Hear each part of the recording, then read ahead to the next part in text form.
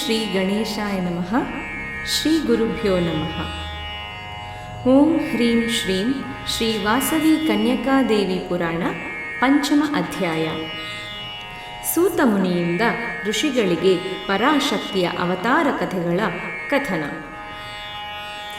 ಸೂತ ಮುನಿಯಿಂದ ಪರಾಶಕ್ತಿಯ ಮಹತ್ವವನ್ನು ಕೇಳಿದ ಶೌನಕಾದಿ ಮಹರ್ಷಿಗಳಿಗೆ ಆ ಶ್ರೀದೇವಿ ಮಹತ್ವವನ್ನು ಕುರಿತು ಇನ್ನೂ ಕೇಳಬೇಕೆಂಬ ಕುತೂಹಲವು ಮಿಗಿಲಾಗಿ ಉಂಟಾಯಿತು. ಅವರು ಸೂತ ಮಹರ್ಷಿಯೊಡನೆ, ಹೇ ಮಹರ್ಷಿ, ಸಮಸ್ತಕ್ಕೂ ಮೂಲಾಧಾರಳಾದ ಆ ಪರಾಶಕ್ತಿಯು ಯಾವ ಯಾವ ಸಮಯದಲ್ಲಿ ಯಾವ ಯಾವ ರೂಪಗಳಿಂದ ದುಷ್ಟರನ್ನು ಸಂಹರಿಸಿ ಧರ್ಮ ಪ್ರತಿಷ್ಠಾಪನೆ ಮಾಡಿದಳೋ ತಿಳಿದುಕೊಳ್ಳಬೇಕೆಂದು ಅತೀವ ಕಾತರತೆಯಿಂದಿರುವವು. ಆ ದೇವಿಯು ಮಹಿಷಾಸುರ, ಚಂಡಮುಂಡಾಸುರ ಮೊದಲಾದವರನ್ನು ಹತ ಮಾಡಿ ಲೋಕಗಳನ್ನು ರಕ್ಷಿಸಿದಳೆಂದು ಕೇಳಿದ್ದೆವು. ಆ ಮಹತ್ತರವಾದ ಕಥೆಗಳನ್ನು ನಮಗೆ ತಿಳಿಸಿ ಎಂದು ಪ್ರಶ್ನಿಸಿದರು. ಆಗ ಸೂತ ಮಹರ್ಷಿಗಳು ಸಂತೋಷದಿಂದ ಈ ರೀತಿ ಹೇಳತೊಡಗಿದರು. ಎಲೈ ಮುನಿ ಉತ್ತಮರೇ, ಪೂರ್ವದಲ್ಲಿ ದೇವದಾನವರಿಗೆ 100 ವರ್ಷಗಳು ಯುದ್ಧ ನಡೆಯಿತು. ರಾಕ್ಷಸರಿಗೆ ಮಹಿಷನು, ದೇವತೆಗಳಿಗೆ ಇಂದ್ರನು ನಾಯಕನಾಗಿದ್ದನು. ಮಹಾವೀರರಾದ ರಾಕ್ಷಸರಿಂದ ದೇವತೆಗಳು ಪರಾಜಿತರಾದರು. ಸರ್ವ ದೇವತೆಗಳನ್ನು ಜಯಿಸಿ ಮಹಿಷಾಸುರನು ಇಂದ್ರ ಪದವಿಯನ್ನು ಏರಿದನು. ಮಹಿಷಾಸುರನ ಅತ್ಯಾಚಾರಕ್ಕೆ ಲೋಕಗಳು ಭಯಪಟ್ಟು ಗಡಗಡ ನಡುಗತೊಡಗಿದವು. ಋಷಿಗಳು, ದೇವತೆಗಳು ದೀನವಾಗಿ ಬ್ರಹ್ಮ, ವಿಷ್ಣು, ಮಹೇಶ್ವರರ ಸನ್ನಿಧಿಯನ್ನು ಸೇರಿ ಆ ಮಹಿಷಾಸುರನು ಎಸಗುತ್ತಿದ್ದ ದಾಳಿಯನ್ನು ಕುರಿತು ಮತ್ತು ಲೋಕದ ದೀನ ಸ್ಥಿತಿಯನ್ನು ಕುರಿತು ಭಿನ್ನವಿಸಿಕೊಂಡು ಶರಣಾದರು.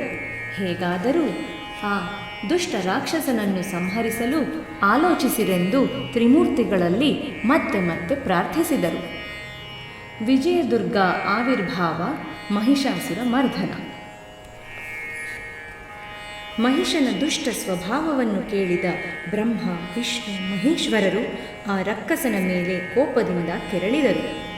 ಆಗ ತ್ರಿಮೂರ್ತಿಗಳ ಗಂಭೀರ ಮುಖದಿಂದ ಒಂದು ಮಹಾನ್ ತೇಜಸ್ಸು ಹೊರಬಂದಿತು.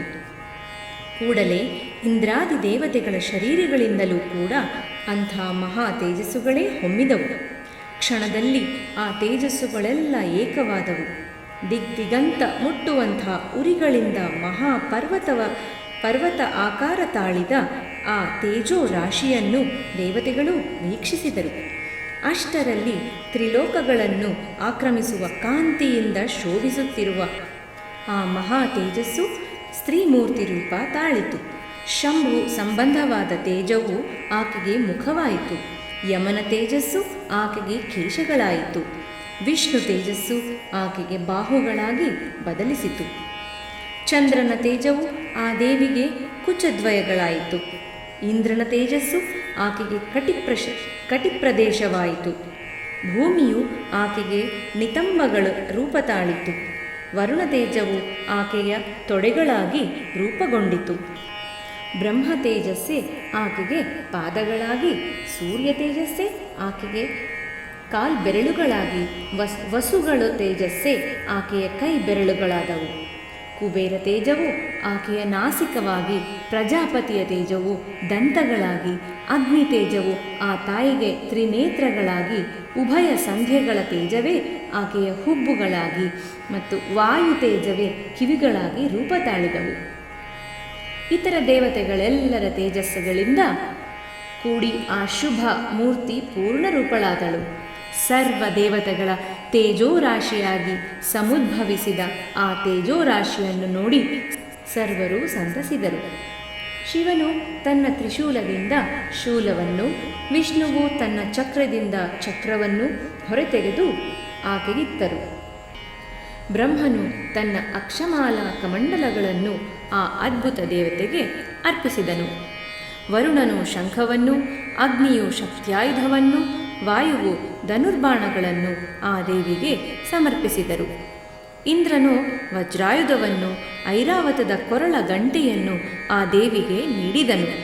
ಯಮನು ಕಾಲದಂಡವನ್ನು ಸಮರ್ಪಿಸಿದನು. ಸೂರ್ಯನು ಆಕೆಯ ರೋಮಕೂಪಗಳಲ್ಲಿ ತನ್ನ ಕಾಂತಿ ಕಿರಣಗಳನ್ನು ತುಂಬಿದನು. ಕಾಲನು ಆ ದೇವಿಗೆ ಕತ್ತಿ ಗುರಾಣಿಗಳನ್ನಿತ್ತನು. ಕ್ಷೀರಸಾಗರನು ಮುತ್ತಿನ ಮಾಲೆಗಳನ್ನು, ನೂತನ ವಸ್ತ್ರಗಳನ್ನು, ಸಮಸ್ತ ಅವಯವಗಳಿಗೂ ಅನುವಾದ ಕಾಂಚನ ರತ್ನಾಭರಣಗಳನ್ನು ಸಮರ್ಪಿಸಿದನು.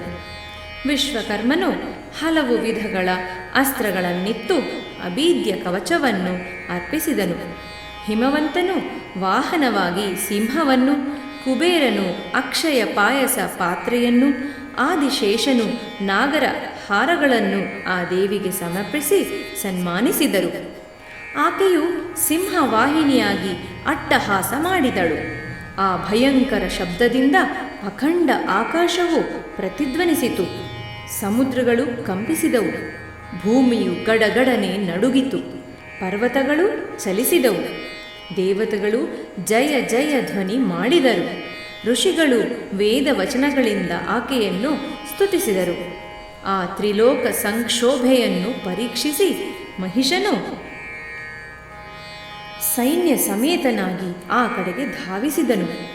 ಸಹಸ್ರಬಾಹುಗಳಿಂದ ಸಮಸ್ತ ಶಸ್ತ್ರಾಸ್ತ್ರಗಳಿಂದ ಎಲ್ಲೆಡೆ ವ್ಯಾಪಿಸಿದ್ದ ದೇವಿಯನ್ನು ದಿಟ್ಟಿಸಿದನು.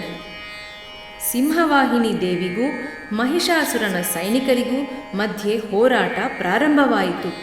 ಕೋಟಿ ಸಂಖ್ಯೆಯಲ್ಲಿದ್ದ ರಥ, ಗಜ, ತುರಗ, ಪದಾತಿ ರಾಕ್ಷಸ ದಳಗಳು ದೇವಿಯನ್ನು ಎದುರುಗೊಂಡವು. ಕ್ರೋಧಾರುಣ ನೇತ್ರಳಾದ ದೇವಿಯು ಬಿಟ್ಟ ಉಸಿರುಗಳಿಂದ ಅಸಂಖ್ಯಾತ ಸೈನ್ಯ ಗಣಗಳು ಉದ್ಭವಿಸಿದವು. ದೇವಿ ವಾಹನವಾದ ಸಿಂಹವು ತನ್ನ ಕೇಸರಿಗಳಿಂದ ಕೆದರಿ ಅರಣ್ಯದಲ್ಲಿ ಎದ್ದ ಕಾಳ್ಗಿಚ್ಚಿನಂತೆ ರಾಕ್ಷಸ ಸೈನ್ಯದಲ್ಲಿ ಸಂಚರಿಸಿತು. ಅಂಬಿಕೆಯು ರಾಕ್ಷಸನ ಮಹಾ ಸೈನ್ಯಗಳನ್ನು ಕ್ಷಣ ಮಾತ್ರದಲ್ಲಿಯೇ ಕೊನೆಗಾಣಿಸಿದಳು. ಅದನ್ನು ನೋಡಿದ ಮಹಿಷನ ಸೇನಾಧಿಪತಿಯಾದ ಚಿಕ್ಷುರನೆಂಬ ರಾಕ್ಷಸನು ಶೂಲಹಸ್ತನಾಗಿ ದೇವಿಯ ಮೇಲೆರಗಲು ಬಂದಾಗ ಆಕೆ ಭದ್ರಕಾಳಿಯಾಗಿ ತನ್ನ ಶೂಲದಿಂದ ಆ ರಕ್ಕಸನನ್ನು ತುಂಡು ತುಂಡಾಗಿ ಕತ್ತರಿಸಿದಳು. ಅದನ್ನು ನೋಡಿದ ಚಾಮರನೆಂಬ ರಾಕ್ಷಸನು ಆನೆಯನ್ನೇರಿ ದೇವಿಯನ್ನು ಎದುರುಗೊಂಡನು. ಕೂಡಲೇ ದೇವಿಯ ವಾಹನವಾದ ಸಿಂಹವು ಮಹಾವೇಗದಿಂದ ಮೇಲೆರಗಿ ಆ ಆನೆಯ ಕುಂಭಸ್ಥಲವನ್ನು ಸೀಳಿ ಚಾಮರನನ್ನು ಕೊಂದು ಹಾಕಿತು. ಆ ಯುದ್ಧದಲ್ಲಿ ಉದಗ್ರನನ್ನು ಶಿಲಾಯುಧರಿಂದಲೂ, ಕರಾಳನನ್ನು ಮುಷ್ಟಿಘಾತಗಳಿಂದಲೂ, ಉದ್ದತನನ್ನು ಗದೆಯಿಂದಲೂ, ಬಾಷ್ಕಲನನ್ನು ಗದಾಯುಧದಿಂದಲೂ, ತಾಮ್ರಾಸುರ ಅಂಧಕರನನ್ನು ತೀಕ್ಷ್ಣ ಬಾಣಗಳಿಂದಲೂ, ಉಗ್ರಾಸ್ಯ ಉಗ್ರವೀರ ರಾಕ್ಷಸರನ್ನು ತನ್ನ ತ್ರಿಶೂಲದಿಂದಲೂ ತ್ರಿನೇತ್ರಿಯಾದ ಪರಾಂಬಿಕೆಯು ಸಂಹರಿಸಿದಳು. ತನ್ನ ಸೈನ್ಯವು ಈ ವಿಧವಾಗಿ ನಾಶವಾಗುತ್ತಿರುವುದನ್ನು ಕಂಡು ಮಹಿಷಾಸುರನು ಆಗ್ರಹದಿಂದ ಉಗ್ರನಾಗಿ ತನ್ನ ಮಹಿಷ ರೂಪವನ್ನು ಧರಿಸಿ ತನ್ನ ಪಾದಗಳ ಉಗುರುಗಳಿಂದ ಭೂಮಿಯನ್ನು ಕೆರೆಯುತ್ತಾ, ಕೋಡುಗಳಿಂದ ಪರ್ವತಗಳನ್ನು ತಿವಿಯುತ್ತಾ, ಪ್ರಳಯ ಭೀಕರಕಾರನಾಗಿ ಹೂಂಕರಿಸುತ್ತಾ ಪರಾಶಕ್ತಿಯನ್ನು ಎದುರುಗೊಂಡನು. ಆಗ ದೇವಿ ತನ್ನ ಪಾಶವನ್ನು ಪ್ರಯೋಗಿಸಿ ಮಹಿಷನನ್ನು ಬಂಧಿಸಿದಳು. ಕೂಡಲೇ ಅವನು ಅನೇಕ ಬಗೆಯ ರೂಪಗಳನ್ನು ಧರಿಸುತ್ತಾ ಮಾಯಾಯುದ್ಧ ಮಾಡಿದನು. ಅಂಬಿಕೆಯ ಸಮರ ದಾಟಿಗೆ ಸಹಿಸಲಾರದೆ ಕೊನೆಗೆ ಮತ್ತೆ ಮಹಿಷ ರೂಪ ತಾಳಿ 3 ಲೋಕಗಳನ್ನು ಕ್ಷೋಭೆಗೊಳಿಸಿದನು. ಆಗ ದೇವಿಯು ಚಂಡಿಕೆಯಾಗಿ ಮಹಿಷನ ಮೇಲೆರಗಿ ಅವನ ಕಂಠವನ್ನು ಪಾದಗಳಿಂದ ಮೆಟ್ಟಿ ನಿಂತು ಶೂಲದಿಂದ ಇರಿಯಲಾರಂಭಿಸಿದಳು. ದೇವಿಯ ಪಾದಗಳಡಿ ಸಿಕ್ಕಿಕೊಂಡ ಆಕೆಯ ಪರಾಕ್ರಮಕ್ಕೆ ಬಲಿಯಾದ ಅಸುರನು ತನ್ನ ಮಹಿಷ ಮುಖದಿಂದ ಅರ್ಧ ಭಾಗ ಯಥಾರ್ಥ ಸ್ವರೂಪಕ್ಕೆ, ಅಂದರೆ ರಾಕ್ಷಸ ಸ್ವರೂಪಕ್ಕೆ ಬಂದನು. ಕೂಡಲೇ ದೇವಿಯು ಮಹಾ ಖಡ್ಗದಿಂದ ಅವನ ಶಿರಸ್ಸನ್ನು ಛೇದಿಸಿದಳು. ರಾಕ್ಷಸ ಸೈನ್ಯವೆಲ್ಲ ಹಾಕಾರ ಮಾಡುತ್ತಾ ಅಲ್ಲಿಯೇ ಕುಸಿದು ನಶಿಸಿತು. ದೇವತಾಗಣಗಳೆಲ್ಲ ಅತೀವ ಹರ್ಷದಿಂದ ಹಿಗ್ಗಿ ಆ ದೇವಿಯನ್ನು ಈ ವಿಧವಾಗಿ ಸ್ತುತಿಸಿತು. ತನ್ನ ಶಕ್ತಿಯಿಂದ ಈ ತೇಜಸ್ಸೆಲ್ಲವನ್ನು ವ್ಯಾಪಿಸುತ್ತಾ ಸರ್ವ ದೇವತೆಗಳ ಶಕ್ತಿ ಸಮೂಹ ಮೂರ್ತಿ ರೂಪಗಳಾಗಿ ಸರ್ವ ದೇವತೆಗಳಿಂದಲೂ ಮಹರ್ಷಿಗಳಿಂದಲೂ ಆರಾಧನೀಯಳಾಗಿರುವ ಅಂಬೆಗೆ ನಾವು ಭಕ್ತಿಪೂರ್ವಕವಾಗಿ ಪ್ರಣಾಮಗಳನ್ನು ಅರ್ಪಿಸುವೆವು. ನಮಗೆ ಆ ದೇವಿಯು ಶುಭವನ್ನುಂಟು ಮಾಡಲಿ. ನಮಗೆ ಆ ದೇವಿಯು ಶುಭವನ್ನುಂಟು ಮಾಡಲಿ. ಯಾರ ಅಸಮಾನ ಬಲ ಪ್ರಭಾವಗಳನ್ನು ಬ್ರಹ್ಮ ವಿಷ್ಣು ಮಹೇಶ್ವರರು ವರ್ಣಿಸಲಾರರೋ ಆ ಚಂಡಿಕೆಯು ಸರ್ವ ಜಗತ್ತನ್ನು ಪರಿಪಾಲಿಸುವುದರಲ್ಲಿ, ಶುಭಗಳ ಭೀತಿಯನ್ನು ನಾಶಗೊಳಿಸುವುದರಲ್ಲಿ ಆಕೆ ನಮ್ಮನ್ನು ಉಪಯೋಗಿಸಲಿ. ಪುಣ್ಯ ಪುರುಷರ ಗೃಹದಲ್ಲಿ ಸಂಪದವಾಗಿ, ವಿದ್ವಾಂಸರ ಹೃದಯಗಳಲ್ಲಿ ಬುದ್ಧಿಯಾಗಿ, ಸತ್ಪುರುಷರ ಹೃದಯಗಳಲ್ಲಿ ಶ್ರದ್ಧೆಯಾಗಿ, ಸತ್ಕುಲಜರ ಹೃದಯಗಳಲ್ಲಿ ಲಜ್ಜೆಯಾಗಿ ಯಾವ ದೇವಿಯು ಸ್ವಯಂ ನಿಂತಿರುವಳೋ ಆ ದೇವಿಯಾದ ನಿನಗೆ ನಮಿಸುತ್ತಿರುವೆವು. ನೀನು ಜಗತ್ತನ್ನು ಪರಿಪಾಲಿಸುವಂತಾಗಲಿ. ದೇವಿ, ಚಿಂತಿಸಲು ಎಟುಕದ ಮನಸ್ಸಿಗೆ ನಿಲುಕದ ನಿನ್ನ ರೂಪವನ್ನಾಗಲಿ, ರಾಕ್ಷಸರನ್ನು ನಾಶ ಮಾಡುವ ನಿನ್ನ ವೀರ್ಯಾತಿಶಯವನ್ನಾಗಲಿ, ದೇವ ಸುರಾದಿ ಗಣಗಳ ಸರ್ವ ಯುದ್ಧಗಳಲ್ಲಿಯೂ ನೀನು ಮಾಡುವ ಅತ್ಯದ್ಭುತ ಚರ್ಯಗಳನ್ನು ವರ್ಣಿಸಲು ನಮಗೆ ಹೇಗೆ ಸಾಧ್ಯವಾಗುವುದು? ಸರ್ವ ಜಗತ್ತುಗಳಿಗೆ ನೀನೇ ಕಾರಣಳಾಗಿರುವೆ. ನೀನು ತ್ರಿಗುಣಾತ್ಮಕಳಾಗಿದ್ದು ಅವುಗಳಲ್ಲಿಯ ದೋಷಗಳು ನಿನ್ನಲ್ಲಿ ಕಾಣುವುದಿಲ್ಲ. ಹರಿಹರಾದಿಗಳು ಕೂಡ ನಿನ್ನನ್ನು ಗ್ರಹಿಸಲಾರರು. ಎಲ್ಲರಿಗೂ ನೀನೇ ಆಶ್ರಯವು. ಈ ಜಗತ್ತೆಲ್ಲವೂ ನಿನ್ನಲ್ಲಿಯ ಸ್ವಲ್ಪ ಭಾಗದಿಂದ ಉತ್ಪನ್ನವಾಗಿದೆ. ನಿಜದಲ್ಲಿ ನೀನು ಸರ್ವಾಧಿಕಳಾಗಿ ಆದ್ಯ ಪ್ರಕೃತಿಯು. ನೀನು ಶಬ್ದ ಬ್ರಹ್ಮಕ್ಕೆ ಆತ್ಮವು. ಅತಿ ನಿರ್ಮಲವಾದ ಋಗ್ಯಜುರ್ವೇದ ಮಂತ್ರಗಳಿಗೂ ಉದ್ಗೀತದಿಂದ ಶ್ರವಣಪೇಯವಾದ ಸಾಮವೇದ ಮಂತ್ರಗಳಿಗೂ ನೀನು ಆಶ್ರಯಧಾಮ. ನೀನು ವೇದ ಸ್ವರೂಪಿಣಿಯಾದ ಭಗವತಿಯು. ನೀನು ಸಂಸಾರ ಜೀವನೋಪಾದಿಯು. ಈ ಸ್ತೋತ್ರದಲ್ಲಿ ಪರಾಶಕ್ತಿಯನ್ನು ವೈಶ್ಯವೃತ್ತಿಯಾದ ವ್ಯವಸಾಯ ರೂಪಿಣಿಯಾಗಿಯೂ ಸಮಾಜ ಜೀವನೋಪಾಯ ರೂಪಿಣಿಯಾಗಿಯೂ ಸ್ತುತಿಸುವುದರಿಂದ ಪರಾಂಬಿಕೆಗೂ ವೈಶ್ಯರಿಗೂ ಇರುವ ಘನ ಸಂಬಂಧವು ಸ್ಪಷ್ಟವಾಗಿದೆ. ನೀನು ಸರ್ವಲೋಕಗಳ ದುಃಖಗಳನ್ನು ಹೋಗಲಾಡಿಸುವ ಮಹಾಶ್ರೇಷ್ಠಳು. ದೇವಿ, ಸರ್ವಶಾಸ್ತ್ರಗಳ ಸಾರವನ್ನು ತಿಳಿಯುವ ಮೇಧಾಶಕ್ತಿ ನೀನು. ದಾಟಲು ಶಕ್ಯವಾಗುವ ಸಂಸಾರ ಸಾಗರವನ್ನು ದಾಟಿಸುವ ಅಸಮಾನ ನೌಕೆಯಾದ ದುರ್ಗೆಯೂ ನೀನು. ವಿಷ್ಣು ಹೃದಯ ನಿವಾಸಿನಿಯಾದ ಶ್ರೀಲಕ್ಷ್ಮಿಯೂ ನೀನು. ಶಿವನಲ್ಲಿ ಶಾಶ್ವತವಾಗಿ ನೆಲೆಸಿರುವ ಗೌರಿಯೂ ನೀನೇ. ದೇವಿ, ಪ್ರಸನ್ನಳಾಗು. ನೀನು ಸರ್ವಾಧಿಕಾರಿಣಿಯು. ಆದ್ದರಿಂದ ಸ್ಮರಣೆ ಮಾತ್ರದಿಂದ ಕ್ಷಣದಲ್ಲಿ ಲೋಕ ಕಲ್ಯಾಣಾರ್ಥವಾಗಿ ರಾಕ್ಷಸರನ್ನು ಸಂಹಾರ ಮಾಡುವೆ. ಮಹಿಷಾಸುರನ ಅಪಾರ ಸೈನ್ಯಗಳನ್ನು ಸದೆಬಡಿದಾಗಲೇ ಈ ವಿಷಯವು ವಿದಿತವಾಯಿತು. ಸಂಕಟ ಸಮಯಗಳಲ್ಲಿ ದುರ್ಗತಿಹಾರಿಣಿಯಾದ ದುರ್ಗೆಯಾದ ನಿನ್ನನ್ನು ಸ್ಮರಿಸಿಕೊಳ್ಳುವ ಸರ್ವರಿಗೂ ನೀನು ಭಯವನ್ನು ನಿವಾರಿಸುವೆ. ಸ್ವಸ್ಥರಿದ್ದು ಸುಖಿಸುವವರು ನಿನ್ನನ್ನು ಸ್ಮರಿಸಿದರೆ ಅದಕ್ಕಿಂತ ಶುಭಾಧಿಕವಾದ ಬುದ್ಧಿಯನ್ನು ಪ್ರಸಾದಿಸುವೆ. ದಾರಿದ್ರ್ಯವನ್ನು, ಕಷ್ಟಗಳನ್ನು, ಭಯವನ್ನು ಕಳೆಯುವ ಹೇ ದೇವಿ, ಎಲ್ಲರೂ ಉಪಕಾರ ಮಾಡಬಲ್ಲ ಮೃದು ಹೃದಯವು ನಿನಗಲ್ಲದೆ ಮತ್ತಾವ ದೇವತೆಗಿದೆ? ವೈರಿಗಳನ್ನು ನಾಶಗೊಳಿಸಿ ನೀನು ಈ ತ್ರಿಲೋಕಗಳನ್ನು ರಕ್ಷಿಸಿದೆ. ಶತ್ರುಗಣಗಳನ್ನು ಯುದ್ಧ ಭೂಮಿಯಲ್ಲಿ ವಧಿಸಿ ಅವರನ್ನೂ ಕೂಡ ಸ್ವರ್ಗಕ್ಕೆ ನೀನು ಕರೆದೊಯ್ದು ಮದೋನ್ಮತ್ತರಾದ ಸುರ ವೈರಿಗಳಿಂದ ಆಗುತ್ತಿದ್ದ ಭೀತಿಯನ್ನು ತೊಲಗಿಸಿದೆ. ನಿನಗೆ ಪ್ರಣಾಮಗಳು. 3 ಲೋಕಗಳಲ್ಲಿಯೂ ಸಂಚರಿಸುತ್ತಿರುವ ನಿನ್ನ ಸೌಮ್ಯ ರೂಪಗಳಿಂದಲೂ ಅತ್ಯಂತ ಘೋರ ರೂಪಗಳಿಂದಲೂ ನಮ್ಮನ್ನು ಮತ್ತು ಈ ಭೂಲೋಕವನ್ನು ರಕ್ಷಿಸು. ನಿನ್ನನ್ನು ಎಂದೆಂದೂ ಸ್ಮರಿಸುವೆವು. ಅಂದೆಲ್ಲ ನಮ್ಮ ಮಹಾ ಆಪತ್ತುಗಳನ್ನು ನಿವಾರಿಸು. ನಿರ್ಮಲ ವದನೆಯಾದ ಹೇ ಅಂಬಿಕೆ, ಮಾನವರು ಎಂದಾದರೂ ನಿನ್ನನ್ನು ಈ ಸ್ತೋತ್ರಗಳಿಂದ ಸ್ತುತಿಸಿದರೆ ನಮ್ಮೆಡೆಗೆ ಪ್ರಸನ್ನಳಾದಂತೆಯೇ ಅವರನ್ನು ಅನುಗ್ರಹಿಸಿ ಧನಧಾರಾದಿ ಸಂಪತ್ತುಗಳನ್ನು, ಅಭ್ಯುದಯ ವಿಭವಗಳನ್ನು ಅವರಿಗೆ ಸದಾ ಪ್ರಸಾದಿಸುತ್ತಿರು. ಹೇ ಕರುಣಾಮಯಿ, ನಿನಗೆ ನಮ್ಮ ಪ್ರಣಾಮಗಳು. ಹೀಗೆ ಅತ್ಯಂತ ಭಕ್ತಿ ಶ್ರದ್ಧೆಗಳಿಂದ ದೇವತೆಗಳು ಋಷಿಗಳು ಮಾಡಿದ ಪರಾಭಕ್ತಿಗೆ ಅಮಿತ ಪ್ರಸನ್ನಳಾಗಿ ಆದಿಪರಾಶಕ್ತಿಯು ಅವರಿಗೆ ಬೇಡಿದ ವರಗಳನ್ನಿತ್ತು ಅಂತರ್ಧಾನಳಾದಳು ಎಂದು ಸೂತಮುನಿಯು ಶೌನಕಾದಿ ಋಷಿಗಳಿಗೆ ಹೇಳಿದ ಮಹಿಷಾಸುರ ಮರ್ಧನ ಕಥೆಯನ್ನು ಸಾಲಂಕಾಯನ ಮಹರ್ಷಿಯು ಮಣಿಗುಪ್ತಾದಿ ವೈಶ್ಯೋತ್ತಮರಿಗೆ ತಿಳಿಸಿ ಪುನಃ ಹೀಗೆ ಹೇಳತೊಡಗಿದರು. ಶುಂಭ ನಿಶುಂಭರ ವೃತ್ತಾಂತ. ಮಹಿಷಾಸುರನ ವಧೆಯ ಕಥೆಯನ್ನು ವರ್ಣಿಸಿದ ಸೂತರು ಶೌನಕಾದಿ ಮುನಿಗಳೊಡನೆ, ಮಹರ್ಷಿಗಳೇ, ಶುಂಭ ನಿಶುಂಭರೆಂಬ ದೈತ್ಯರನ್ನು ಸಂಹರಿಸಿದ ಪಾವನ ಕಥೆಯನ್ನು ನಿಮಗೆ ಈಗ ತಿಳಿಸಿಕೊಡುವೆ. ವೇದವ್ಯಾಸ ಮಹರ್ಷಿಗಳು ದೇವಿಯ ಕೌಶಿಕಿ ಕನ್ಯಾವತಾರ ಘಟ್ಟವನ್ನು ಮಾರ್ಕಂಡೇಯ ಪುರಾಣದಲ್ಲಿಯೂ ಚೆನ್ನಾಗಿ ವಿವರಿಸಿದರು. ಆ ಅದ್ಭುತ ಚರಿತ್ರೆಯನ್ನು ಸಾವಧಾನವಾಗಿ ಕೇಳಿರಿ ಎಂದು ಈ ವಿಧವಾಗಿ ಹೇಳತೊಡಗಿದರು. ಪೂರ್ವದಲ್ಲಿ ಶುಂಭ ನಿಶುಂಭರೆಂಬ ರಾಕ್ಷಸರು ತಮ್ಮ ಬಲಗರ್ವದಿಂದ ತ್ರಿಲೋಕಾಧಿಪತ್ಯವನ್ನು, ದೇವತೆಗಳ ಆವಿರ್ಭಾವವನ್ನು ಹರಿಸಿದರು. ಆ ಅಸುರರಿಂದ ಓಡಿಸಲ್ಪಟ್ಟ ಸುರರು ಪರಾಜಯವನ್ನೇ ಅರಿಯದ ಅಪರಾಜಿತೆಯಾದ ದೇವಿಯನ್ನು ಸಂಸ್ಮರಿಸಿದರು.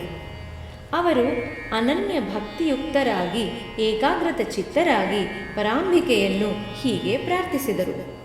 ಮಂಗಳ ಸ್ವರೂಪಿಣಿಯಾದ ಓ ದೇವಿ, ನೀನು ಜಗನ್ಮೂಲ ಶಕ್ತಿಯು, ಲೋಕರಕ್ಷಕಿಯು, ಸಂಕಲ್ಪ ಶಕ್ತಿ ಸ್ವರೂಪಿಣಿಯು, ಜಗದಾಧಾರಳಾದ ಚಿತ್ಸ್ವರೂಪಿಣಿಯು, ಅನಂತ ಬಲ ಸಂಪನ್ನೆಯಾದ ಆದಿಶಕ್ತಿಯು, ಮದಗರ್ವಿತರಾದ ರಾಕ್ಷಸರ ಸೊಕ್ಕನ್ನು ಮುರಿದು ನಮ್ಮ ಆಪತ್ತುಗಳನ್ನು ದೂರ ಮಾಡು.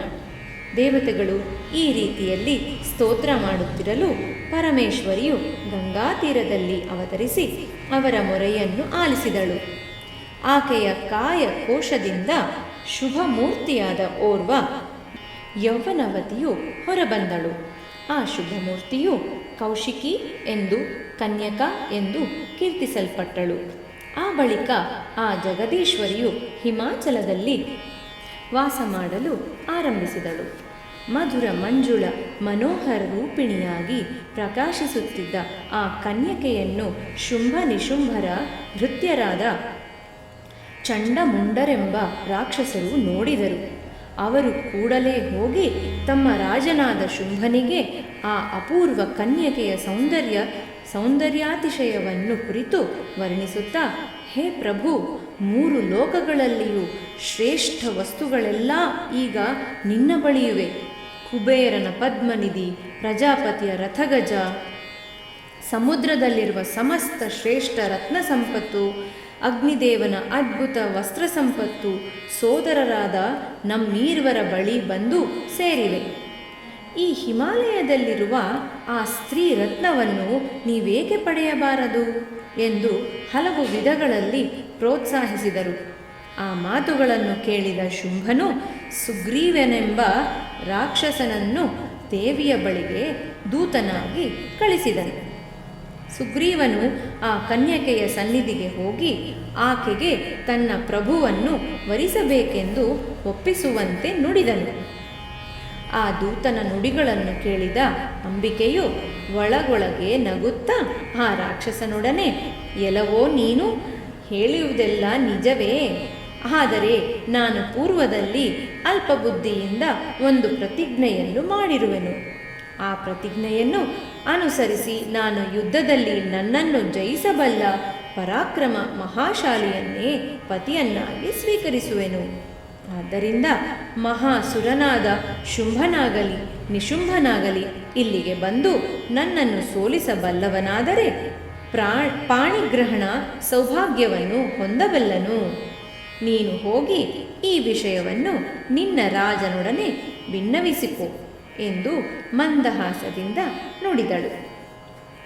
ಸುಗ್ರೀವನು ಕೂಡಲೇ ಹೋಗಿ ಆ ಕನ್ಯಾ ಮಾತುಗಳನ್ನು ಶುಂಭನಿಗೆ ವಿವರಿಸಿದನು.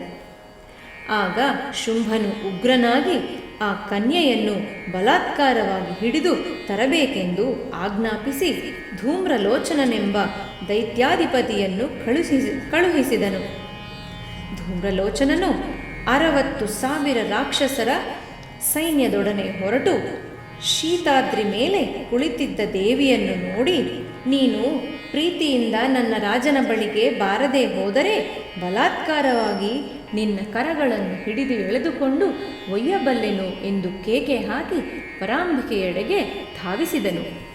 ಆಗ ಆ ಅಂಬಿಕೆಯು ತನ್ನ ಹುಂಕಾರ ಗರ್ಜನೆ ಮಾತ್ರದಿಂದಲೇ ಅವನನ್ನು ಭಸ್ಮೀಪಟಲ ಮಾಡಿದಳು. ಆಕೆಯ ವಾಹನವಾದ ಸಿಂಹವು ವಿಜೃಂಭಿಸಿ ಅಸುರ ಸೈನ್ಯವನ್ನೆಲ್ಲ ಕ್ಷಣ ಮಾತ್ರದಲ್ಲಿ ನಾಶ ಮಾಡಿತು. ಭದ್ರಕಾಳಿ ಕಾವಿರ್ಭಾವ, ಚಂಡಮುಂಡಾಸುರ ವಧೆ. ಧೂಮ್ರಲೋಚನನ ಮರಣವಾರ್ತೆಯನ್ನು ಕೇಳಿದ ಶುಂಭನು ಉರಿದು ಬಿದ್ದು ಚಂಡಮುಂಡರೆಂಬ ಮಹಾರಾಕ್ಷಸರನ್ನು ದೇವಿಗೆ ಎದುರಾಗಿ ಕಳಿಸಿದನು. ಅವರು ಚತುರಂಗ ಬಲ ಸಮೇತರಾಗಿ ಹೋಗಿ ಹಿಮವತ್ ಪರ್ವತದ ಸುವರ್ಣ ಶಿಖರದ ಮೇಲೆ ಕಿರು ನಗೆ ಚೆಲ್ಲುತ್ತಾ ಸಿಂಹವಾಹಿನಿಯಾಗಿ ಕುಳಿತಿದ್ದ ದೇವಿಯನ್ನು ನೋಡಿ ಆಕೆಯನ್ನು ಹಿಡಿಯಲು ಪ್ರಯತ್ನಿಸಿದರು. ಆಗ ಆ ದೇವಿಯು ಹಣೆಯಿಂದ ಕಾಳರಾತ್ರಿಯಂತಿದ್ದ ಕಾಳಿಕಾ ಶಕ್ತಿಯು ಹಠಾತ್ತಾಗಿ ಹೊರಬಂದಳು. ಆ ಕಾಳಿಕೆಯು ವಿಚಿತ್ರವಾದ ಖಟ್ವಾಂಗವನ್ನು ಕಪಾಲ ದಂಡವನ್ನು ಧರಿಸಿ ಕೊರಳಲ್ಲಿ ಕಾಪಾಲ ಮಾಲೆಯನ್ನು ಧರಿಸಿ ಸೊಂಟದಲ್ಲಿ ವ್ಯಾಘ್ರ ಚರ್ಮಾಂಬರವನ್ನು ಧರಿಸಿ ಅಸ್ಥಿ ಪಂಜರದಂತಹ ಶರೀರದಿಂದ ಬಲು ವಿಸ್ತಾರವಾದ ತೆರೆದ ಬಾಯಿಯೊಳಗಿಂದ ಭಯಂಕರವಾಗಿ ಚಾಚಿದ ನಾಲಿಗೆಯೊಡನೆ ಆಳವಾದ ಉರಿ ಕೆಂಡದಂತೆ ಕಾಣುತ್ತಿರುವ ಕೆಂಪು ಕಣ್ಣುಗಳೊಡನೆ ಭೀತಿಗೊಳಿಸುವ ರೂಪ ಧರಿಸಿದವಳಾಗಿ ದಿಕ್ಕುಗಳು ಸೀಳುವಂತೆ ಬೊಬ್ಬೆ ಹಾಕುತ್ತಾ ಶತ್ರು ಸೈನ್ಯದ ಮೇಲೆರಗಿ ರಾಕ್ಷಸರನ್ನು ತನ್ನ ಆಯುಧಗಳಿಂದ ಮರ್ದಿಸುತ್ತಾ ಖಂಡಿಸುತ್ತಾ ತನ್ನ ಕೋರೆ ದಾಡೆಗಳಿಂದ ಅಗ್ನಿಯುತ ಕ್ಷಣ ಕಾಲದಲ್ಲಿ ಆ ಮಹಾಸುರರ ಸೈನ್ಯವನ್ನು ಧ್ವಂಸ ಮಾಡಿದಳು. ಅದನ್ನು ಕಂಡ ಚಂಡಮುಂಡ ದೈತ್ಯರು ಕಾಳಿಕೆಯ ಮೇಲೆ ಎರಗಲು ಆಕೆಯು ಅಂತ್ಯವಿಲ್ಲದ ರೋಷದಿಂದ ಅವರ ಶಿಖೆಯನ್ನು ಹಿಡಿದುಕೊಂಡು ಅವರ ಶಿರಸ್ಸುಗಳನ್ನು ಛೇದಿಸಿದಳು. ಚಂಡಮುಂಡರ ಶಿರಸ್ಸುಗಳನ್ನು ಹಿಡಿದು ತಂದವಳಾದ್ದರಿಂದ ಆ ದೇವಿಯು ಚಾಮುಂಡೇಶ್ವರಿ ಎಂಬ ಸುಪ್ರಸಿದ್ಧ ನಾಮದಿಂದ ಶೋಭಿಸುತ್ತಿರುವಳು. ಚಂಡಮುಂಡಾಸುರರ ಮರಣವಾರ್ತೆಯನ್ನು ಕೇಳಿದ ಶುಂಭನು ಪ್ರಚಂಡ ಕೋಪದಿಂದ ಮಹಾಸೈನ್ಯ ಸಮೇತನಾಗಿ ತಾನೇ ಸ್ವಯಂ ದೇವಿಯನ್ನು ಎದುರುಗೊಂಡನು. ಆ ಸಮಯದಲ್ಲಿ ಮುಖ್ಯ ದೇವತೆಗಳ ಶಕ್ತಿಗಳಾದ ಸಪ್ತ ಮಾತೃಕೆಯರು ಚಂಡಿಕೆ ಸನ್ನಿಧಿಯನ್ನು ಸೇರಿದರು. ಸಪ್ತ ಮಾತೃಕೆಯರ ಯುದ್ಧ. ಬ್ರಹ್ಮಶಕ್ತಿಯಾದ ಬ್ರಾಹ್ಮಣಿಯು ಅಕ್ಷಮಾಲಾ ಕಮಂಡಲಗಳನ್ನು ಧರಿಸಿ ಹಂಸ ವಿಮಾನರೂಢೆಯಾಗಿ ಆಗಮಿಸಿದಳು. ಶಿವಶಕ್ತಿಯಾದ ಮಹೇಶ್ವರಿಯು ಇಂದುಶೇಖರಿಯಾಗಿ ತ್ರಿಶೂಲ ಸರ್ಪಗಳನ್ನು ಧರಿಸಿ ವೃಷಭಾರೂಢಳಾಗಿ ಆಗಮಿಸಿದಳು. ಕುಮಾರ ಶಕ್ತಿಯಾದ ಕೌಮಾರಿಯು ಕೈಯಲ್ಲಿ ಶಕ್ತ್ಯಾಯುಧವನ್ನು ಧರಿಸಿ ಮಯೂರ ವಾಹನವನ್ನೇರಿ ಆಗಮಿಸಿದಳು. ವಿಷ್ಣು ಶಕ್ತಿಯಾದ ವೈಷ್ಣವಿಯು ಶಂಖ ಚಕ್ರ ಗದಾ ಖಡ್ಗಗಳನ್ನು ಧನಸ್ಸುಗಳನ್ನು ಧರಿಸಿ ಗರುಡಾರೂಢಳಾಗಿ ಆ ಸ್ಥಳಕ್ಕೆ ಬಂದು ಸೇರಿದಳು. ಆದಿವರಾಹ ರೂಪವಾದ ಶಕ್ತಿಯಾದ ವಾರಾಹಿಯು ಅಸುರರೊಡನೆ ಯುದ್ಧ ಮಾಡಲು ಆಗಮಿಸಿದಳು. ನರಸಿಂಹಾವತಾರ ಶಕ್ತಿಯಾದ ನಾರಸಿಂಹಿಯು ಕೆದರಿದ ತನ್ನ ಕೇಸರಿ ಕೇಶಗಳೊಡನೆ ಬಂದಳು. ಇಂದ್ರನ ಶಕ್ತಿಯಾದ ಇಂದ್ರಾಣಿಯು ವಜ್ರಾಯುಧವನ್ನು ಧರಿಸಿ ಆನೆಯನ್ನೇರಿ ಬಂದಳು. ಆಗ ಚಂಡಿಕೆಯು ಶರೀರದಿಂದ ಒಂದು ಭೀಷಣವಾದ ಧ್ವನಿಯು ಹೊರಬಂದು ಒಂದು ಅದ್ಭುತ ಕನ್ಯಾಶಕ್ತಿಯು ಆವಿರ್ಭವಿಸಿತು. ಕ್ರೋಧಾವೇಶ ಪೂರ್ಣವಾದ ಕ್ರೂರ ರಾಕ್ಷಸರಿಗೂ ಆ ದೇವಿಯ ಶಕ್ತಿಗಳಿಗೂ ಮಧ್ಯೆ ಭಯಂಕರ ಸಂಗ್ರಾಮವೇ ಆರಂಭವಾಯಿತು. ಕಾಳಿಕೆಯು ಖಟ್ವಾಂಗದಿಂದ ಶತ್ರುಮರ್ದನ ಮಾಡಿದಳು. ಬ್ರಹ್ಮಾಣಿಯು ತನ್ನ ಕಮಂಡಲ ಮಂತ್ರಜಲವನ್ನು ಚೆಲ್ಲಿ ರಾಕ್ಷಸರ ಬಲ ವೀರ್ಯಗಳನ್ನು ಹರಿಸಿದಳು. ವೈಷ್ಣವಿಯು ಚಕ್ರದಿಂದಲೂ, ಕೌಮಾರಿಯು ಶಕ್ತ್ಯಾಯುಧದಿಂದಲೂ, ಮಹೇಶ್ವರಿಯು ತ್ರಿಶೂಲದಿಂದಲೂ, ಇಂದ್ರಿಯು ವಜ್ರಾಯುಧ ಪ್ರಯೋಗದಿಂದಲೂ ಸಾವಿರಾರು ದಾನವರನ್ನು ಸೀಳಿ ಚೆಂಡಾಡಿದರು. ವಾರಾಹಿಯು ತನ್ನ ಕೋರೆ ದಾಡೆಗಳಿಂದಲೂ ಶತ್ರುವೀರರ ಎದೆಗಳನ್ನು ಬಗಿದು ಹಾಕಿದಳು. ನಾರಸಿಂಹಿಣಿಯು ತನ್ನ ಉಗುರುಗಳಿಂದ ಮಹಾಸುರರನ್ನು ಸೀಳಿಬಿಟ್ಟಳು. ಹೀಗೆ ಮಾತೃಕಾಗಣವು ಮಾಡಿದ ಚಿತ್ರ ವಿಚಿತ್ರ ಮಹಾಯುದ್ಧದಲ್ಲಿ ಅಸುರ ಸೈನ್ಯವು ವಿನಾಶದತ್ತ ಸಾಗಿತು. ಅದನ್ನು ಕಂಡ ರಕ್ತಬೀಜನೆಂಬ ಮಹಾಸುರನು ಕ್ರೋಧಾರುಣ ನೇತ್ರನಾಗಿ ದೇವಿಯೊಡನೆ ಯುದ್ಧಕ್ಕೆ ಸಿದ್ಧನಾದನು. ರಕ್ತಬೀಜನ ವಧೆ. ರಕ್ತಬೀಜನು ವಿಶಿಷ್ಟವಾದ ಪ್ರಭಾವವುಳ್ಳ ರಾಕ್ಷಸವೀರನು. ಒಂದು ರಕ್ತ ಬಿಂದು ನೆಲದ ಮೇಲೆ ಬಿದ್ದ ಕೂಡಲೇ ಅವನಂಥ ಮಹಾರಾಕ್ಷಸನೊಬ್ಬನು ಭೂಮಿಯಿಂದ ಆವಿರ್ಭವಿಸುತ್ತಿದ್ದನು. ಆ ಯುದ್ಧದಲ್ಲಿ ರಕ್ತಬೀಜನ ನೆತ್ತರಿನಿಂದ ಹೊಸದಾಗಿ ಹುಟ್ಟಿದ ಸಾವಿರಾರು ರಾಕ್ಷಸರು ಕೂಡ ಮಾತೃಕಾಗಣದೊಡನೆ ಸಮಾನವಾಗಿ ಘೋರ ಶಸ್ತ್ರಗಳಿಂದ ಕಾದಾಡಿದರು.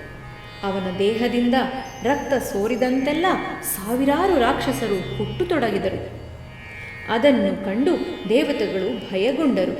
ಕೂಡಲೇ ಕೌಶಿಕಿ ಕನ್ಯೆಯು ಚಾಮುಂಡಿಯನ್ನು ಕರೆದು ರಕ್ತಬೀಜನ ದೇಹದಿಂದ ಚಿಮ್ಮಿದ ರಕ್ತದ ಒಂದು ತೊಟ್ಟನ್ನು ನೆಲದ ಮೇಲೆ ಬೀಳಲು ಬಿಡದೆ ಉದ್ದನೆಯ ನಾಲಿಗೆಯಿಂದ ನೆಕ್ಕುತ್ತಾ ಅವನ ರಕ್ತದಿಂದ ಉದ್ಭವಿಸಿದ ರಾಕ್ಷಸರನ್ನು ತ್ವರೆಯಾಗಿ ನುಂಗಿಬಿಡುವಂತೆ ಆಜ್ಞಾಪಿಸಿದಳು. ಚಾಮುಂಡೇಶ್ವರಿಯು ರಕ್ತಬೀಜನ ರಕ್ತವನ್ನು ಕುಡಿದು ಬಿಡುತ್ತಿರುವಾಗ ಚಂಡಿಕೆಯು ಮಾತೃಕಾಗಣದಿಂದ ಕೂಡಿ ಆ ರಾಕ್ಷಸನ ಮೇಲೆ ವಿವಿಧಾಯುಧಗಳನ್ನು ಪ್ರಯೋಗಿಸಿದಳು. ಅದರಿಂದ ರಕ್ತಬೀಜನು ಅಂತ್ಯಗೊಂಡನು. ದೇವತೆಗಳು ಆನಂದಿಸಿದರು. ಶುಂಭ ನಿಶುಂಭರ ಮರಣ. ಈ ವಿಧವಾಗಿ ತಮ್ಮ ಸೈನ್ಯಾಧಿಪತಿಗಳು ಸಂಹರಿಸಲ್ಪಟ್ಟಿದ್ದನ್ನು ನೋಡಿ ಶುಂಭ ನಿಶುಂಭರು ಆಗ್ರಹಾವೇಶದಿಂದ ಉನ್ಮತ್ತರಾದರು. ಕೂಡಲೇ ನಿಶುಂಭನು ದೇವಿಯನ್ನು ಎದುರುಗೊಂಡನು. ಅವರಿಬ್ಬರ ಮಧ್ಯೆ ಚಿತ್ರ ವಿಚಿತ್ರ ಗತಿಗಳಲ್ಲಿ ಘೋರವಾದ ಕದನ ಸಾಗಿತು. ಕೊನೆಗೆ ದೇವಿ ತನ್ನ ಶೂಲಾಘಾತದಿಂದ ನಿಶುಂಭನನ್ನು ವಧಿಸಿದಳು. ಮಾತೃಕಾಗಣವು ನಿಶುಂಭುವಿನ ಸೇನೆಯನ್ನು ಮಟ್ಟ ಹಾಕಿದರು. ಆಗ ಶುಂಭನು ಸೋದರನ ಮರಣಕ್ಕೆ ಚಿಂತಿಸುತ್ತಾ ದೇವಿಯನ್ನು ನೋಡಿ, ದೇವಿ, ನೀನು ಹೇಡಿಯಾಗಿರುವೆ, ಪರರ ಶಕ್ತಿಯ ಮೇಲೆ ಆಧಾರಿತಳಾಗಿರುವೆ, ಹೋರಾಡುತ್ತಿರುವೆ ಎಂದು ಪರಿಹಾಸ ಮಾಡಿದನು. ಆ ಮಾತುಗಳನ್ನು ಕೇಳಿದ ದೇವಿಯು, ಎಲೈ ಮೂರ್ಖನೇ, ಈ ಲೋಕದಲ್ಲಿ ಇರುವವಳು ನಾನೊಬ್ಬಳೇ. ಈ ದೇವತೆಗಳೆಲ್ಲ ನನ್ನ ವಿಭೂತಿಗಳೇ. ನನಗಿಂತ ಅನ್ಯರಾರೂ ಇಲ್ಲ ನೋಡು ಎಂದು ಹೇಳುತ್ತಿರಲು ಬ್ರಹ್ಮಾದಿ ಮೊದಲಾದ ದೇವತೆಗಳೆಲ್ಲ ಆ ದೇವಿಯ ಶರೀರದೊಳಗೆ ಪ್ರವೇಶಿಸಿದರು. ಆಗ ದೇವಿ ಮತ್ತು ದೈತ್ಯ ಶುಂಭನು ಭಯಂಕರವಾಗಿ ಯುದ್ಧ ಮಾಡುತ್ತಾ ಹೋದರು. ಅನೇಕ ವಿಧ ಶಸ್ತ್ರಾಸ್ತ್ರ ಪ್ರಯೋಗಗಳಿಂದ ನಡೆದ ಆ ಭೀಷಣ ರಣಕ್ಕೆ ಜಗತ್ತು ಕಂಪಿಸಿತು. ಚಂಡಿಕಾದೇವಿಯು ಶುಂಭವಿನ ರಥಾಯುಧಗಳನ್ನು ತುಂಡು ತುಂಡು ಮಾಡಿದಳು. ಆಗ ಶುಂಭನು ಆಕಾಶಕ್ಕೆರಗಿ ಯುದ್ಧ ಮಾಡಲಾರಂಭಿಸಿದನು. ದೇವಿಯೂ ಕೂಡ ಗಗನಕ್ಕೆ ಹಾರಿ ನಿರಾಧಾರಳಾಗಿ ಅವನೊಡನೆ ಹೋರಾಡಿ ಅವನನ್ನು ತನ್ನ ಶೂಲಾಘಾತದಿಂದ ನೆಲಕ್ಕೆ ಉರುಳಿಸಿದಳು. ಆ ದುರಾತ್ಮನ ಮರಣದಿಂದ ಪ್ರಪಂಚಕ್ಕೆ ಸ್ವಸ್ಥತೆಯುಂಟಾಯಿತು. ಇಂದ್ರಾದಿ ದೇವತೆಗಳೆಲ್ಲರೂ ಚಂಡಿಕೆಯನ್ನು ಅನೇಕ ವಿಧಗಳಿಂದ ಹೀಗೆ ಶರಣಾಗಿ ಬಂದವರ ದುಃಖಗಳನ್ನು ನಿವಾರಿಸುವ ದೇವಿ ಪ್ರಸನ್ನಳಾಗು. ಸರ್ವಲೋಕಮಾತೆ ಪ್ರೀತಳಾಗು. ವಿಶ್ವವನ್ನು ಪರಿಪಾಲಿಸುವ ದೇವಿ ಸುಪ್ರೀತಳಾಗು. ಜಗತ್ತನ್ನು ರಕ್ಷಿಸು. ಚರಾಚರ ಜಗತ್ತಿಗೆಲ್ಲ ನೀನೇ ಪರಿಪಾಲಕಳಾಗಿರುವೆ. ಜಗನ್ಮಾತೆ, ವಿದ್ಯೆಗಳೆಲ್ಲ ನಿನ್ನ ವಿವಿಧ ಅಂಶಗಳು. ಹಾಗೆಯೇ ಲೋಕದಲ್ಲಿಯ ಸ್ತ್ರೀಯರೆಲ್ಲರೂ ನಿನ್ನ ವಿವಿಧ ಕಲೆಗಳನ್ನು ತಳೆದಿರುವರು. ತಾಯೇ, ಈ ಜಗತ್ತಿನಲ್ಲೆಲ್ಲ ನೀನೇ ತುಂಬಿಕೊಂಡಿರುವೆ. ಸ್ತುತ್ಯಾರ್ಹವಾದ ಸರ್ವ ವಸ್ತುಗಳ ಮುಖ್ಯೋಕ್ತಿ ಮತ್ತು ಗೌಣೋಕ್ತಿ ರೂಪಳಾದ ನಿನ್ನನ್ನು ಹೀಗೆ ಸ್ತುತಿಸಬಲ್ಲೆವು. ಸರ್ವಭೂತ ಸ್ವರೂಪಿಣಿಯಾದ ಪರಂಜ್ಯೋತಿಯಾದ ದೇವಿಯಾಗಿ ಮೋಕ್ಷಪ್ರದಾಯಿನಿಯಾಗಿ ಪ್ರಶಂಸಿಸಲ್ಪಟ್ಟು ನಿನ್ನನ್ನು ಯಾವ ನುಡಿಗಳು ಎಷ್ಟು ಶ್ರೇಷ್ಠವಾದರೂ ವರ್ಣಿಸಬಲ್ಲವೇ? ಸಮಸ್ತ ಶುಭಗಳಲ್ಲಿರುವ ಶುಭ ಸ್ವರೂಪಿಣಿಯಾಗಿ ಕಾಂಕ್ಷಣೀಯ ಸರ್ವ ಪ್ರಯೋಜನಗಳನ್ನು ಸಿದ್ಧಿಸುವಂತೆ ಮಾಡುವ ದೇವಿಯಾಗಿ, ಶರಣ ರಕ್ಷಕಿಯಾದ ಮಾತೆಯಾಗಿ, ತ್ರಿನೇತ್ರಿಯಾಗಿ, ಗೌರವರ್ಣ ಶೋಭಿತೆಯಾಗಿರುವ ದೇವಿ ಪರಾಶಕ್ತಿ, ನಿನಗೆ ಪ್ರಣಾಮಗಳು. ಸರ್ವ ಸ್ವರೂಪಳು, ಸರ್ವ ಪರಿಪಾಲಕಳು, ಸರ್ವಶಕ್ತಿ ಸಂಪನ್ನಳು ಆದ ಹೇ ದೇವಿ ದುರ್ಗಾ, ನಿನಗೆ ಪ್ರಣಾಮಗಳು. ಹೇ ದೇವಿ, ಭಯಗಳಿಂದ ನಮ್ಮನ್ನು ರಕ್ಷಿಸು. ನೀನು ತೃಪ್ತಿ ಹೊಂದಿರುವುದೇ ಆದರೆ ವ್ಯಾಧಿಗಳನ್ನು ಗುಣಪಡಿಸುವೆ. ಕುಪಿಸಿದೆಯಾದರೆ ಸರ್ವಾಭೀಷ್ಟಗಳಿಗೆ ವಿಘ್ನಗಳನ್ನು ತಂದೊಡ್ಡುವೆ. ನಿನ್ನಾಶ್ರಯಿಸುವ ನರರಿಗೆ ಆಪತ್ತುಗಳು ಮುತ್ತುವುದಿಲ್ಲ. ಅಲ್ಲದೆ ಅವರು ಇತರರಿಗೂ ಕೂಡ ಆಶ್ರಯ ನೀಡಬಲ್ಲರು. ಹೇ ಅಂಬಿಕೆ, ನೀನೀಗ ಈ ಯುದ್ಧದಲ್ಲಿ ನಿನ್ನ ರೂಪವನ್ನು ಅನೇಕ ರೂಪಗಳಾಗಿಸಿ ಧರ್ಮ ಮಾರ್ಗ ವಿರೋಧಿಗಳಾದ ಮಹಾರಾಕ್ಷಸರನ್ನು ಸಂಹರಿಸಿದ ವಿಧದಲ್ಲಿ ಯಾವ ಅನ್ಯ ದೇವತೆ ಮಾಡಲು ಸಾಧ್ಯ? ಹೇ ಸರ್ವೇಶ್ವರಿ, ಇಂದಿನಂತೆಯೇ ನೀನು 3 ಲೋಕಗಳ ದುಃಖಗಳನ್ನೆಲ್ಲ ಶಮನಗೊಳಿಸು, ನಮ್ಮ ಸರ್ವ ಶತ್ರುಗಳನ್ನು ನಾಶಗೊಳಿಸು ಎಂದು ಹೀಗೆ ಸ್ತುತಿ ಮಾಡಿದ ದೇವತೆಗಳನ್ನು ನೋಡಿ ಆ ಜಗನ್ಮಾತೆಯು, ಸುಪುತ್ರರಿರ, ಭವಿಷ್ಯತ್ತಿನಲ್ಲಿ ಒಮ್ಮೆ 100 ವರ್ಷಗಳ ಕ್ಷಾಮವು ಸಂಭವಿಸುವುದು. ಆಗ ನಾನು ಅಯೋನಿಜೆಯಾಗಿ ಅವತರಿಸಿ ನನ್ನ ಶರೀರದಿಂದ ಮೊಳೆಯುವ ಶಾಖಗಳಿಂದ ಲೋಕಗಳನ್ನು ಪೋಷಿಸಿ ಶಾಕಂಬರಿ ಎಂಬ ಹೆಸರಿನಲ್ಲಿ ಪ್ರಸಿದ್ಧಳಾಗುವೆನು. ದುರ್ಗಮನಾದ ರಾಕ್ಷಸನನ್ನು ಧರಿಸಿ ದುರ್ಗಾದೇವಿ ಎಂಬ ಹೆಸರನ್ನು ಹೊಂದುವೆನು. ಆ ಬಳಿಕ ಅರುಣನೆಂಬ ಲೋಕಕಂಟಕನನ್ನು ಸಂಹರಿಸುವುದಕ್ಕೆ ದುಂಬಿಗಳ ರೂಪವನ್ನು ಧರಿಸಿ ಭ್ರಾಮರಿ ಎಂಬ ಹೆಸರಿನಲ್ಲಿ ಪ್ರಸಿದ್ಧಳಾಗುವೆನು. ವೈವಸ್ವತ ಮನ್ವಂತರದಲ್ಲಿ 28ನೆಯ ಮಹಾಯುಗದಲ್ಲಿ ಇಂದಿನ ಶುಂಭ ನಿಶುಂಭರು ಅನ್ಯ ರೂಪಗಳಿಂದ ಜನಿಸುವರು. ಆಗ ನಾನು ನಂದಗೋಪನ ಮನೆಯಲ್ಲಿ ಯಶೋಧಾ ಗರ್ಭದಿಂದ ಶ್ರೀ ಕನ್ನಿಕೆಯಾಗಿ ಜನಿಸಿ ವಿಂಧ್ಯವಾಸಿನಿ ಎಂಬ ನಾಮದಲ್ಲಿ ಅವರನ್ನು ಸಂಹರಿಸುವೆನು. ಅನಂತರ ಕಲಿಯುಗದಲ್ಲಿ ನಾನು ಅತಿ ಶಾಂತವಾದ ರೂಪವನ್ನು ಧರಿಸಿ ಪ್ರೇಮ, ಶಾಂತಿ, ಸತ್ಯ, ಅಹಿಂಸೆ, ತ್ಯಾಗಗಳನ್ನು ಅಮೋಘ ಅಸ್ತ್ರಗಳನ್ನಾಗಿ ಮಾಡಿಕೊಂಡು ಭೂಮಿಯಲ್ಲಿ ವ್ಯಾಪಿಸಿರುವ ಹಿಂಸೆ, ಅಧರ್ಮ, ದುಷ್ಕರ್ಮಗಳನ್ನು ಅಳಿಸಿ ಹಾಕಿ ಪ್ರಪಂಚಕ್ಕೆ ವಿನೂತನವಾದ ತರಣೋಪಾಯವನ್ನು ಪ್ರಬೋಧಿಸುವೆನು. ಆಗ ನನಗೆ ವಾಸವಿ ಕನ್ಯಕಾ ಎಂಬ ಸುಪ್ರಸಿದ್ಧ ನಾಮ ಉಂಟಾಗುವುದು. ಈ ವಿಧದಲ್ಲಿ ಭೂಮಿಯಲ್ಲಿ ಯಾವ ಕಾಲದಲ್ಲಿ ದುಷ್ಟಾತ್ಮಕರು ಹುಟ್ಟಿ ಧರ್ಮಕ್ಕೆ ಹಾನಿಯುಂಟು ಮಾಡುವರೋ ಆಯಾ ಸಮಯದಲ್ಲಿ ಧರ್ಮ ರಕ್ಷಣೆ ಮಾಡುವುದಕ್ಕಾಗಿ ನಾನು ಅವತರಿಸುವೆನು. ನನ್ನ ಈ ಮಹಿಮಾಪೂರ್ವ ಕಥೆಗಳನ್ನು ಪಠಿಸುವವರು, ಕೇಳುವವರು ಸಮಸ್ತ ಶುಭಗಳನ್ನು ಹೊಂದುವರು. ನನ್ನ ಕೃಪೆಯಿಂದಲೇ ನಿಮ್ಮ ಅಭೀಷ್ಟಗಳೆಲ್ಲ ನೆರವೇರುವವು ಎಂದು ನುಡಿದು ಆ ಚಂಡಿಕಾದೇವಿಯು ಅಂತರ್ಧಾನಳಾದಳು. ದೇವತೆಗಳೆಲ್ಲರೂ ತಮ್ಮ ಮೊದಲಿನ ಅಧಿಕಾರಗಳನ್ನು ಪಡೆದು ಸುಖಿಗಳಾದರು. ಪಂಚಮ ಅಧ್ಯಾಯ ಸಂಪೂರ್ಣ. ಓಂ ಶ್ರೀ ವಾಸವಿ ದೇವಿಯೈ ನಮಃ.